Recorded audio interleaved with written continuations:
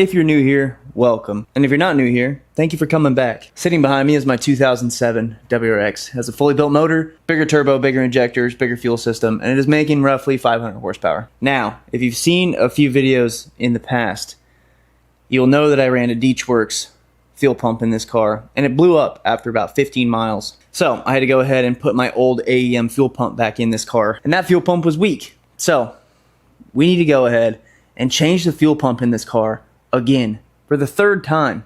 The AEM that is in this car was the original in this car when I bought it. Never changed it, never did anything. Built the motor, built the fuel system with the AEM 340 that's in it currently. And that AEM 340 has seen some life. It sounds a little weak to me, so we're gonna go ahead and replace it with a brand new AEM 340 unit. So let's go ahead and hop in to getting this fuel pump out, and I'll show you side by side.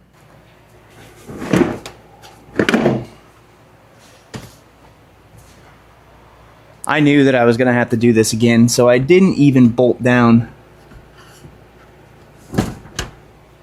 the seats.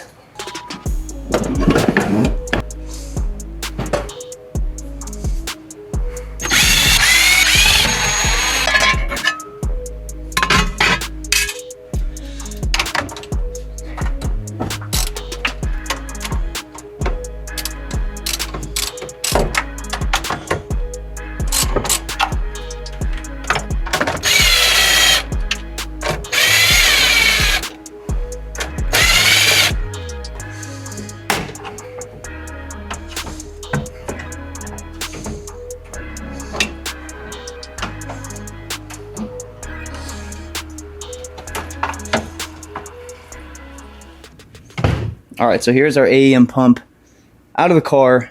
This is the one that came in the car when I bought it, so it's already like 2 years old from me, and I have no idea when the previous owner put this in the car. So we need to go ahead, switch this out with a brand new unit. We'll keep this as a backup like we did the other one, just in case the other one fails, but I have high hopes that the AEMs are not going to fail. Just the Works have horrible quality. So let's get this off, and we'll break into our new one and pretty much just do a reassembly.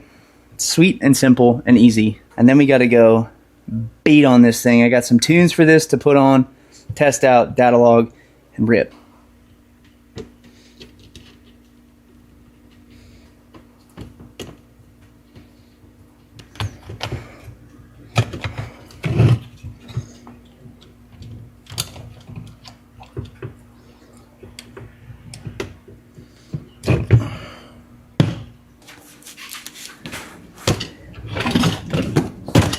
In this box should hopefully be our new fuel pump. I haven't opened it, so I'm not sure, but it's one of the only things I ordered, so yes, sir. Perfect.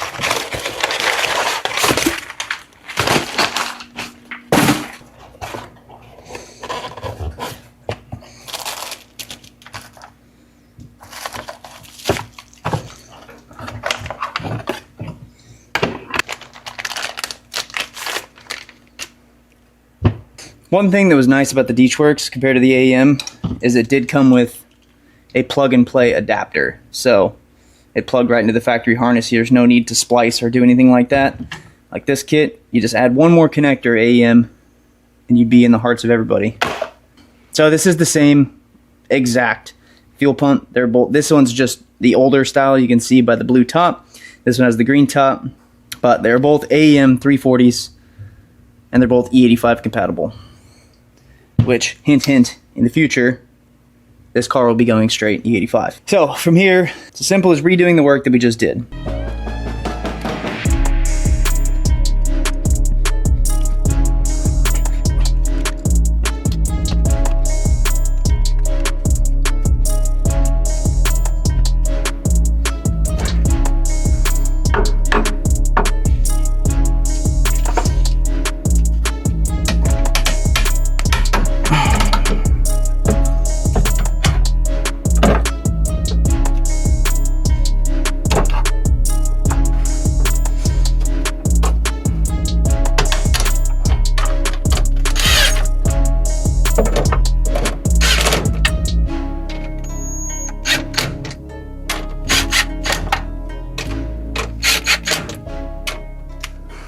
it is time to see if this fuel pump is going to work after all that work. All right, let's see. Hopefully you can hear this.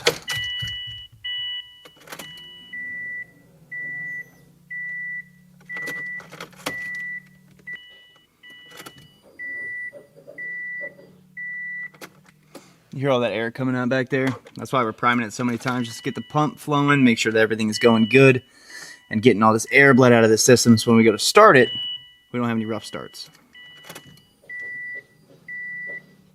All right, so we're gonna start this unit here in just a minute, but I just realized I didn't really explain why we had to change this fuel pump out. So with this old AEM pump that we pulled out of it,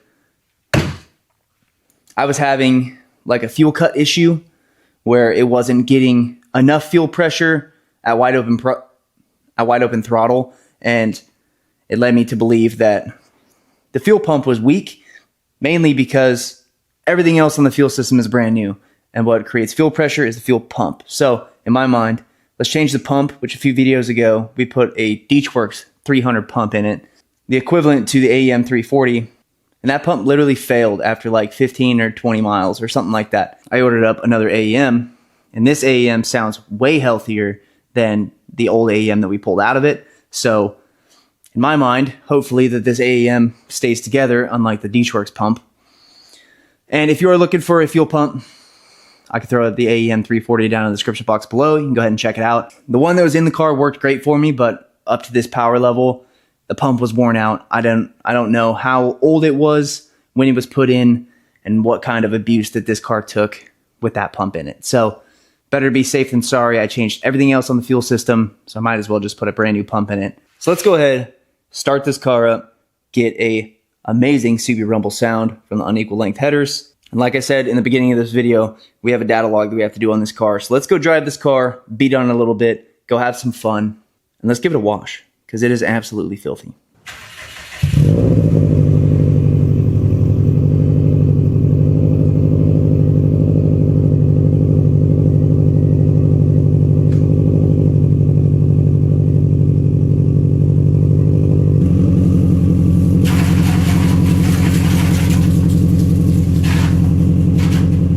Alright, so we have the Subaru out of the garage now. We're driving it.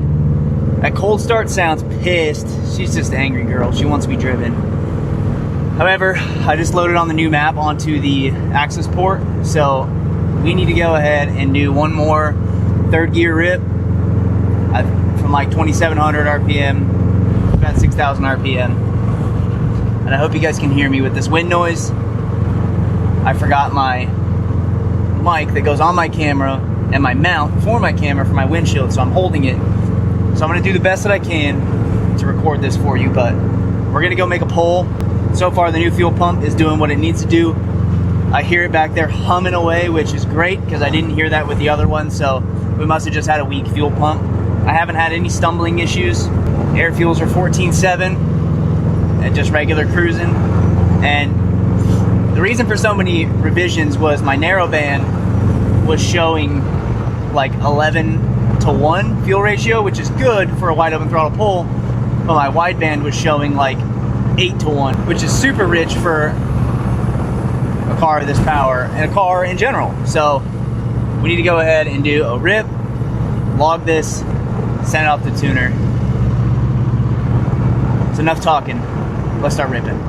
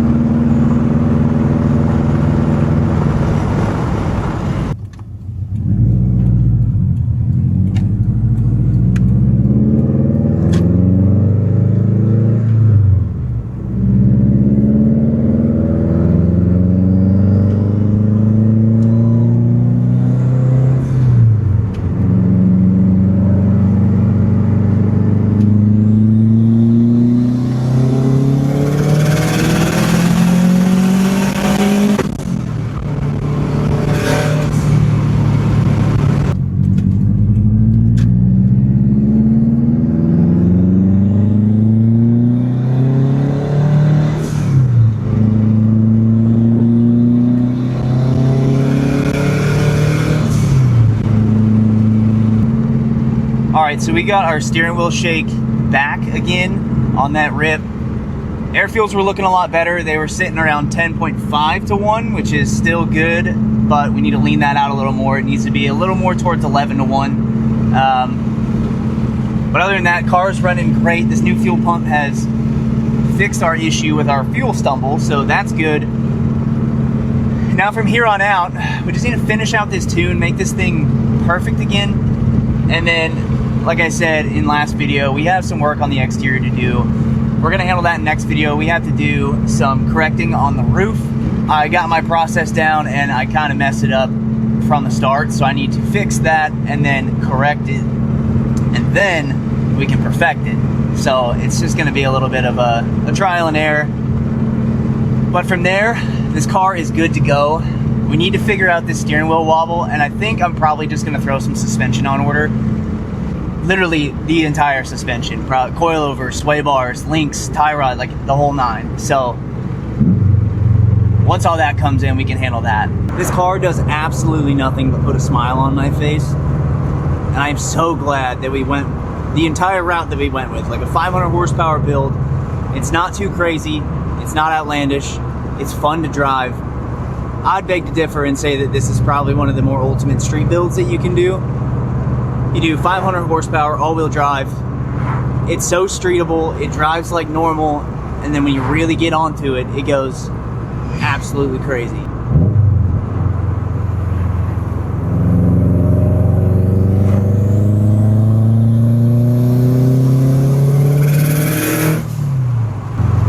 This thing just wants to go, and 500 horsepower to the wheels, manual transmission, and you're gonna have fun all around town.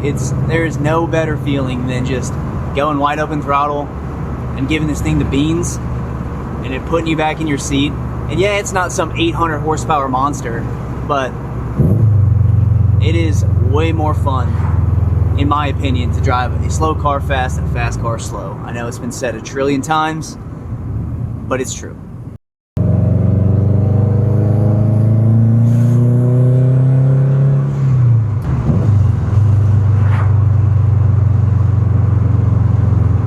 And the sounds that this car makes too, dude, with the external blow-off valve, external wastegates, fully built motor. It rattles everything correctly. It makes you just feel so good when you get onto it. But, well, I'm glad we got that fuel problem fixed. That was a huge, huge one for me. Obviously, I couldn't rip it if we didn't do it. So, I'm glad we're able to rip it. Car's fully broke in. It's fully tuned. They'll probably have one more revision, but other than that, we are good to go. So, just hang tight for next video. It's going to be a blast. We got some parts coming in for this thing, and I can't wait to show you guys. So with that being said, I'm going to wrap up today's video right here. I appreciate all of you guys. Thank you guys so much, and I'll catch you guys in the next video. See ya.